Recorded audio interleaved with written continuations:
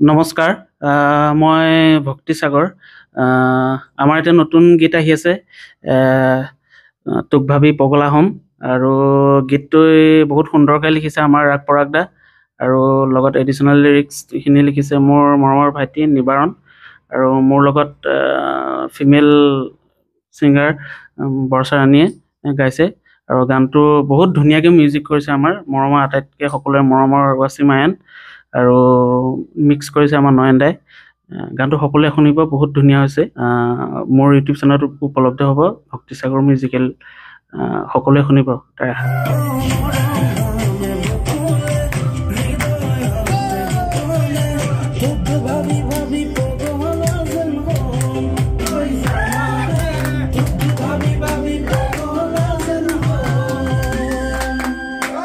নমস্কাৰ, মই ৱাচিম আয়ান, আৰু মোৰ তৰফৰ পৰা ই লাইভৰ সমূহ দৰ্শকক আগন্তুক ভোগালী বিহুৰ বহুত বহুত শুভকামনা, আন্তৰিক শুভেচ্ছা জ্ঞাপন কৰিছোঁ।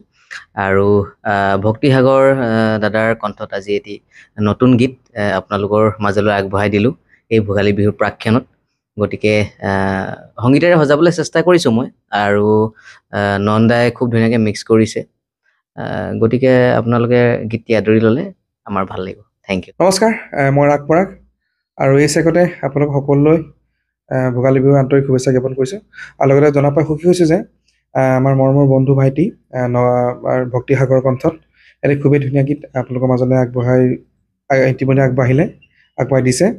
আৰু গীতটিত মই কথাৰে সজাব চেষ্টা কৰিছোঁ, আৰু মোৰ লগতে ভাইটি নৱনিবাৰণে কথা এডিশ্যনেল লিৰিক্স তেওঁ লিখিছে, আৰু আমাৰ ৱাচিমে খুব ধুনীয়াকৈ গীতটি মিউজিক সম্পাদনা কৰিছে।